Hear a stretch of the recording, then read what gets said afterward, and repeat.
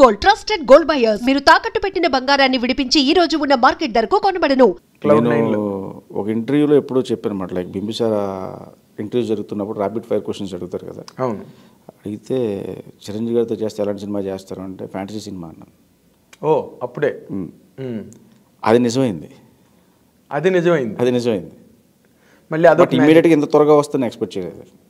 Okay, అంటే మీ వైపు నుంచి ఏ ప్రయత్నం దాని పట్ల జరిగిందా అసలు? అది ఎలాగే సార్ చిరంజీవి గారిని రీచ్ అవ్వాలంటే చాలా ఉంటుంది సార్. అంటే ఒక ఫస్ట్ టైం డైరెక్టర్కి ఆ సినిమా తర్వాత కథ రాసుకుని ఆయన దగ్గరికి వెళ్ళాలి అంటే డెఫినెట్ గోల్ ఉంటుంది. బట్ నాకేంటంటే లక్కీలీ ఈ సినిమా అయిపోయిన తర్వాత నాకు యూవీ క్రియేషన్స్ విక్రమ్ ద్వారా పరిచయం అయింది. మళ్ళీ చిరంజీవి గారిని కలిసే అవకాశం దొరికింది నాకు. ఓకే, చిరంజీవి గారిని కలిసి అండ్ చరణ్ కలిసాను నేను. చరణ్ గారు చెప్పిన తర్వాత చిరంజీవి గారికి కథ చెప్పింది. అలా అది ప్రాజెక్ట్ మెటీరియలైజ్ అయింది. ఓహో, యూవీ క్రియేషన్స్ విక్రమ్ నుంచి రామ్ చరణ్ గారి దగ్గర నుంచి చిరంజీవి గారు. ఓహో, తక్కువే జర్నీ కదా. అంటే బట్ ఆయన సులభ సాధ్యులు చిరంజీవి గారు. ఎవరికైనా అంత రిస్ట్రిక్షన్స్ గట్ట, పైగా కథా రచయితలు అంటే మరీ ఆయన చాలా గౌరవిస్తారు. అవును, మీరు అది ఎంజాయ్ చేశారా ఆయన దగ్గర? చాలా బాగా అండి. అంటే బయట నుంచి చూసినప్పుడు ఎలా ఉంటుందంటే అమ్మో చిరంజీవి గారా రకరకాలుగా వినపడుతుంది. లోపలికి వెళ్ళిన తర్వాత ఆయన నిజంగా ఎంత కంఫర్ట్ ఇస్తారంటే ఒక చిన్నపిల్లలు అయిపోయి జాగ్రత్తగా వింటారు, అసలు ఎక్కడ డిస్టర్బెన్స్ ఉండదు, నీట్గా విని అమ్మ ఇది బాగుంది, ఇది ఇలా ఉంది అని చెప్పేస్తారు ఆయన. అందులో పెద్ద కన్ఫ్యూజ్ చేయడం కానీ అలాంటిది ఏమి ఉండదు. అంటే ఆయన నాకు ఫస్ట్ టైం వెళ్ళినప్పుడు ఒకటే మాట చెప్పారండి, అమ్మ కథ చెప్పడానికి వచ్చావు, నువ్వు చెప్తున్నది ఒక మెగాస్టార్ చిరంజీవి గారికి అనే విషయం మర్చిపో, నువ్వు హిట్ సినిమా తీసిన డైరెక్టర్ అనే విషయం మర్చిపోయి ఒక ఆడియన్గా ఒక ఫ్రెండ్లీగా ఒక ఫ్రెండ్కి ఎలా కథ చెప్తావు అలా చెప్పు, ఫ్రీగా ఉండు అని నాకు అనిపించింది. నేను చెప్తాను, ఇన్సిడెంట్గా అనిపిస్తాయి కదా అలా నేను చెప్తాను, నచ్చితే ఇంప్లిమెంట్ చేయి, లేదు అంటే ఎందుకు నచ్చదు నాకు చెప్పే. సో అండ్ కాల్ నీదే లాస్ట్లో. ఓకే, ఆ ఫ్రీడమ్ ఇచ్చారండి నాకు. అవునా? దానివల్ల ఆయనతో నాకు ఇంటరాక్షన్ కూడా చాలా బాగా కుదిరేది. ఆయన దగ్గరికి వెళ్ళినప్పుడల్లా 1 hour 2 hours స్పెండ్ చేయడం నేను అక్కడ, అంత బాగా జరిగింది. అదే ఒక హోమ్లీ ఫీలింగ్. అవును, కంఫర్ట్ ఇస్తారు ఫస్ట్. ఎస్, అది అందరూ ఎంజాయ్ చేసే అట్మాస్ఫియర్. ఒక జర్నలిస్ట్కి కానీ, ఒక డైరెక్టర్కి కానీ, ఒక రైటర్కి కానీ. కానీ మీరు చిన్నప్పటి నుంచి చిరంజీవి గారి సినిమాలు చూసి ఏలలేసే బ్యాచ్ అనుకుంటాను నేను. అవును, అలాంటిది మొట్టమొదటి అసలు చిరంజీవి గారి దగ్గరికి వెళ్ళినప్పుడు what is your first feeling? అంటే దానికి ముందు నేను చిరంజీవి గారిని కలిసానండి చాలాసార్లు. ఓహో అండ్ లాంగ్ బ్యాక్ ఎప్పటి నుంచి, ఎందుకంటే చరణ్తో పాటు నేను ఒకే స్కూల్ అండ్ కాలేజ్. చరణ్ నా క్లాస్మేట్ నాకు. ఓకే, సో అలాగా అండ్ అల్లు శిరీష్, చరణ్, రాణా అందరూ మేము బ్యాచ్ మేట్స్ మేడం. ఓకే, అలా నేను చిరంజీవి గారి ఇంటికి వెళ్ళేవాడిని నేను. ఓహో, సో అలా చూసి అంటే డాడీ వీళ్ళందరూ ఉంది కాబట్టి అవును, అలా నాకు పరిచయం నాకు. ఓకే, ఆ తర్వాత మధ్యలో ఒక 10 days 15 days ఓ సినిమా కూడా పనిచేశాను ఆయన సినిమాకి. నేను ఏ సినిమాకి? శంకర్దాదా MBBSకి అప్రెంటిస్కి వెళ్ళా. ఓకే, సో అలా కూడా నాకు ఆయన పరిచయం మాట. ఓకే, సో నిన్ను చూసి కొత్తగా ఫీల్ అయ్యేది ఏం లేదు ఆయన? కొత్త కుర్రాడు వచ్చాడు. బట్ డెఫినెట్గా అప్పుడు ఏదో మామూలుగా ఇప్పుడు డైరెక్టర్గా వెళ్ళినప్పుడు ఒక ఎక్సైట్మెంట్ ఉంటుంది. ఎస్ చిరంజీవి గారు కథ చెప్తున్నావు. ఎస్, ముందు రోజు రాత్రి ఎలాగా ఖచ్చితంగా ఆ టెన్షన్, ఆబ్వియస్లీ ఆ టెన్షన్ ఉంటుందండి. అవునా? ఏంటి what is the special homework మీరు చేసింది? చిరంజీవి గారికి రేపు కథ చెప్పబోతున్నావు and all time great hero, and of course మీకు ఫ్యామిలీతో రిలేషన్ కూడా ఉంది కాబట్టి. అంటే ఒకటి చెప్తాను సార్, హీరో డైరెక్టర్ ఎంత ఫ్రెండ్స్ అయినా అవ్వచ్చు, లేకపోతే వేరే రిలేషన్ అయినా ఉండొచ్చు, కానీ కథ నచ్చిందని సినిమాలు చేస్తారు సార్ ఎవరన్నా. మనం చెప్పే కథ నచ్చాలి. ఎస్, ఈవెన్ బ్యాక్గ్రౌండ్ కూడా ఒకటే చెప్తా, ఎక్కడి దాకా తీసుకెళ్తుంటే ఫోన్ కాల్ వరకు తీసుకెళ్తారు. సార్ ఐఎమ్ సో అంటే ఓకే రామ్మా అంటారు. అక్కడికి వెళ్ళిన తర్వాత మనం కథ చెప్పి ఒప్పించుకోవాలి. మనం చెప్పే కథ నడిపిస్తే తప్పితే ఓకే ఈ నా ఫ్రెండ్ కొడుకు, లేకపోతే ఈయన నా అబ్బాయి వాళ్ళ అబ్బాయి, అవన్నీ నడవండి. అవును, స్ట్రైట్గా మనం వెళ్ళి చెప్పే కథే మనల్ని నిలబెడుతుంది అక్కడ ఫైనల్ కంటెంట్. ఎందుకంటే కథ విషయంలో ఆబ్లిగేషన్స్ ఇవన్నీ పనిచేయవు. అవును అవును, కంటెంట్ స్పీక్స్ అంతే. ఇప్పుడు ఆయన కథ నచ్చింది కాబట్టి మెటీరియలైజ్ అయిందండి, నచ్చకపోతే అవును వేరే కథ చూసి వేరే వెళ్ళాలి మళ్ళీ. అవును, కరెక్ట్ కదా. ఇప్పుడు ఎవరైనా కూడా కంటెంట్ బాగుందంటే ఎప్రిషియేట్ చేస్తారు, వెంటనే ముందుకు వస్తారు ప్రాజెక్ట్ చేయడానికి. And the same case with you now. Chiranjeevi గారికి ఆ కథ అంత బాగా నచ్చబట్టి కదా ఇమీడియట్గా ప్రాజెక్ట్ అనౌన్స్ అయింది. చాలా ఫాస్ట్గా అయింది. మేము చూస్తున్నాం కదా. చాలా ఇంత ఫాస్ట్గా ఒక యంగ్ డైరెక్టర్ ప్రాజెక్ట్ అవ్వడం అన్నది ఇదే మొదటిసారి అనుకుంటాను నేను. ఏమన్నా luck. Yes, your luck, really luck. నేను హాస్పిటల్లో ఉన్నప్పుడు మరి చిరంజీవి గారు ఫ్యామిలీతో వచ్చి చూసి వెళ్ళారంట. నేను కోమాలో ఉన్నా, తర్వాత చెప్పారు. Okay okay okay. తర్వాత అలా జరిగింది అది.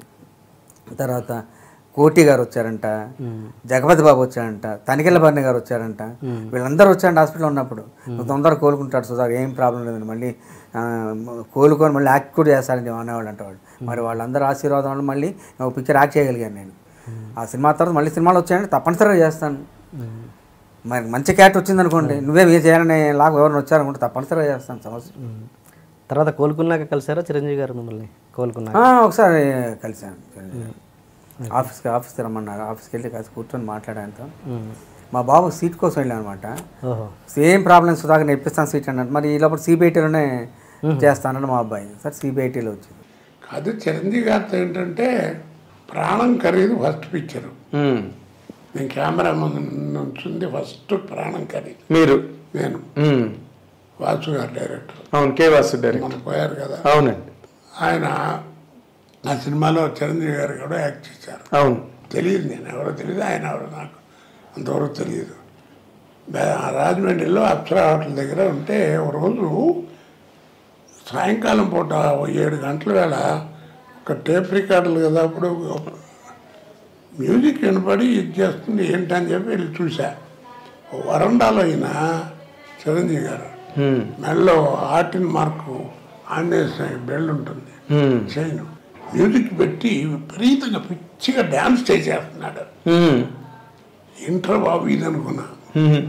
అప్పుడు చూసా ఆయన్ని మొట్టమొదటిసారి చూసింది అది. అంటే ఎంత శ్రమ పడాలి ఆర్టిస్ట్ అంటే, సినిమాల్లో ఎంత పడతారని తెలిసి వచ్చింది నాకు. ఓకే. అప్పటి నుంచి ఆ తర్వాత ఆ సినిమాలో అప్పుడప్పుడు మాట్లాడడం, తర్వాత నేను కూడా యాక్ట్ చేశానండి ఆ సినిమాలంటే అలాగా ఆయన అంటాం. సరే, దానితో వేషాలు రావటం. చాలా సినిమాలు చేశారు కదా మీరు ఆయనతో, కాంబినేషన్స్. ఫస్ట్ ఆయనకి ఆపోజిట్ ఫిల్మ్ చేసింది ఫస్ట్ పిక్చర్ 786, ఖైదీ నెంబర్ 786. ఆయనకి ఆపోజిట్ చేసింది. ఓకే. దానికి కూడా చాలా సెలెక్షన్, వ్యవహారం, ట్రస్ట్ చేస్తూ చిరంజీవి గారు అందరూ చూడటం, ఇది ఓకే చేసుకోవడం. అంటే ఆ వ్యక్తిని నాకు పరిచయం అక్కడే. ఆ సినిమా ఇది మనోహర్ పాండవ్. మనోహర్ పాండవ్లో చేసినప్పుడు ఇదిగో అన్నదమ్ములు మీరు 5గురు, ధర్మరాజు పాత్ర మీరు, భీముడి పాత్ర ప్రసాద్ బాబు, అర్జునుడి పాత్ర ఏమో చిరంజీవి గారు, నకులు సహదేవుడు ఏమో మన భానుచంద్రుని, ఇంకో ప్రసాద్ బాబు ఉంటుంది. ప్రసాద్ బాబు ఏమో భీముడు. ఇది ఈ క్యారెక్టర్స్ అని చెప్పారు. అక్కడి నుంచి మేము అందరం 5గురు కూడా ఫ్రెండ్స్ లాగా కలిసి తిరగటం. షూటింగ్ ఉన్న రోజులు మా 5గురికి ఉండేది, లేకపోతే ఇండివిజువల్గా ఉండేది కాదు ఎవరికాళ్ళకి. అట్లా బాగా పరిచయం అయిపోయింది, బాగా స్నేహం అయిపోయింది. అందరు కలిసి సినిమాలకు కలిసి వెళ్తూ ఉండేవాళ్ళం. అట్లా బాగా కలిసిపోయాం. అప్పటికి నేను బాగా సీనియర్ హీరో అయిపోయాను. అప్పటికి ఇదైనా కూడా అందరు కలిసి అట్లా ఉండేవాళ్ళం. దాంతో బాగా. అంటే చిరంజీవి మీరు ఏం గమనించారు? చిరంజీవిలో నేను చూసింది ఏంటంటే బాడీ ఈజ్, బ్రహ్మాండమైన ఈజ్ ఉంది, బ్రహ్మాండమైన కన్ను ఉంది. ఏ ఎక్స్ప్రెషన్ కావాలన్నా అసలు ఎక్స్ప్రెషన్ ఇస్తే, కళ్ళు కోపంగా చూపించాలన్నా, నవ్వుతూ చూపించాలన్నా, లేదా వేళాకోళంగా చూడాలన్నా, ఏదైనా సరే ఆ కళ్ళల్లో ఎక్స్ప్రెషన్ అలా వచ్చేసి. తర్వాత ఫైట్స్ అద్భుతంగా చేశాడు, సాంగ్స్ అద్భుతంగా చేశాడు. ఇక అంతకంటే ఆర్టిస్ట్కి ఏం కావాల్సింది అదే కదా. రాబోయే రోజుల్లో ఇతను పెద్ద యాక్టర్ అయిపోతాడు అనే ఫీలింగ్ అప్పుడే వచ్చేసి. ఆయన అన్నారా మీరు చిరంజీవితో అన్నమాట? చిరంజీవితో డైరెక్ట్గా అనలేదు, కానీ కృష్ణరాజు గారు ఒక రోజున అన్నాడు అనమాట, మురళీమోహన్ చిరంజీవి చాలా పెద్ద యాక్టర్ అవుతాడయ్యా, మనకి మంచి విలన్ దొరికినట్టే, మంచి కన్ను గిట్టు బాగుతాడు. విలన్ ఏంటంటే బాబు ఇండస్ట్రీకి మూడు అవుతాడు, పెద్ద హీరో అయిపోతాడు. వాళ్ళిద్దరిది ఒకటే ఊరు, ఒకే ఊరు. చిరంజీవి సార్తో నేను రీసెంట్గా విశ్వంబర చేశాను కదా. సార్ అయితే అసలు మామూలు దూరం నుంచే చూస్తాడు. నేను ఇలా రియాసలు చేసేసి ఇలా పెట్టాను, దూరం నుంచే చూసేసి సరే చూస్తారా సార్ అంటే దూరం నుంచే చూసేసి మా సార్ ఇప్పుడు చూడండి అని మీదికి వెళ్ళి సప్ సప్ సప్ టప్ అని తిప్పి ఇలా తీసుకున్నాడు కత్తి. చూస్తే షాక్ అయిపోయారు అని అన్నాడు. కాలు ఇలా చూస్తాడు దూరం నుంచే. ఆయన లొకేషన్లోనే ఉంటాడు చిరంజీవి సార్ అయితే. ఫస్ట్ వచ్చేసి లొకేషన్లోనే కూర్చుంటాడు, అక్కడ నుంచి ఫైట్ మొత్తం కంపోజిషన్ చూస్తాడు. ఆయన వచ్చేసి మాస్టర్ టేక్ మాస్టర్ అంటాడు, ఆయన తీసుకొని కత్తి తీసుకొని చేస్తాడు. రీసెంట్గా శాండ్ ఫైట్ అని దాంట్లో ఏకసంతాగ్రహిలాగా చూసి నేర్చేసుకుంటాడు ఆయన. అసలు ఆయన నిజంగా ఆయనతో చేయడం నాకు ఒక 2 days చిరంజీవి సారే మైండ్లోకి వచ్చాడు. ఆ 2 days వెళ్ళలేడు ఆయన. ఆ ఎనర్జీ మామూలు ఎనర్జీ కాదు సార్. సూపర్. ఆయనతో వర్క్ చేయడం చాలా హ్యాపీగా ఉంది. అంటే డెడికేషన్ పర్సన్, అసలు సిన్సియారిటీ, ఆ కత్తి తిప్పే స్టైల్. అంటే అన్నయ్యతో నేను కెమెరా అసిస్టెంట్గా చేశాను. ఆజ్కా గుండారాజ్ అంతా కెమెరా అసిస్టెంట్ అన్నయ్యతో. ఏ మూవీ సార్? ఆజ్కా గుండారాజ్ అని మన Hindi gentleman Hindi. Okay, gentleman Hindi. ఆజ్కా గుండారాజ్ gang leader Hindi. Sorry, gang leader. Okay. NNCP డైరెక్షన్లో అంతేనా? అంతే. ఎన్ఎన్సిపి గారి డైరెక్షన్లో జరిగింది. అంటే తేజాబ్ చేశారు కదా, ఆయన డైరెక్షన్లో. పిఎస్ ప్రకాష్ గారి కెమెరా. ఓకే. నేను ఆపరేట్గా చేశాను ఆ సినిమాకి. ఇంకా అంతకు ముందు కూడా పరిచయాలు ఉన్నాయి ఇంట్లో మాకు, అన్నయ్య ఫ్యామిలీతో కానీ బాగా. అలా అలా అలా అలా అలా అలా కొంచెం కొంచెం కొంచెం కొంచెం కొంచెం కొంచెం కొంచెం కొంచెం ఏమైపోయిందంటే మధ్యలో ఇండస్ట్రీలో వచ్చిందని డైరెక్టర్ అవ్వడం, ఇంకా అలా అలా కలిసి బాగా ఉండింది. కానీ నేను ఎప్పుడు అన్నయ్యతో, టు బీ ఫ్రాంక్ విత్, అన్నయ్యతో నేను యాక్ట్ చేస్తాను, ఎందుకు నేను యాక్టర్గా చెప్పలేదు, ఎప్పుడైనా డైరెక్ట్ చేస్తానేమో అనే ఒక ఫీలింగ్ ఉండేది తప్ప యాక్టింగ్ అన్నది నేను నిజంగా ఊహించింది. అన్నయ్యతో అంటే అన్నయ్యతో చేస్తే చాలరా అన్ని ఆర్టిస్టులు ఒక 100 మంది దాకా నేను చూసుంటా నా లైఫ్లో. వేషం ఇది నేను చెప్పేది చాలా మంది లైమ్ లైట్కి వచ్చిన ఆర్టిస్టులే, లైమ్ లైట్లో ఉన్నప్పుడే చెప్పిన మాటలు ఇవి. ఈ సినిమాలో ఒక్క నిమిషం పడితే వాళ్ళు ఉంటుందా చిన్నదైనా. అలాగూ సడన్గా నాకు మన వశిష్ఠ ఫోన్ చేసి నాకు గురుజీ వేషం ఇది, గురుజీని పిలుస్తున్నాను, వేషం ఇది అన్నాడు. ఏంటి నాకు అప్పటికి ఆ హీరో చెప్పట్లే, ఎవరు megastar. First I was thrilled అనుకున్నా. కట్ చేస్తే అన్నయ్య ఎంట్రీ, నా ఎంట్రీ ఒకేసారి లొకేషన్లో. ఇది షెడ్యూల్ కూడా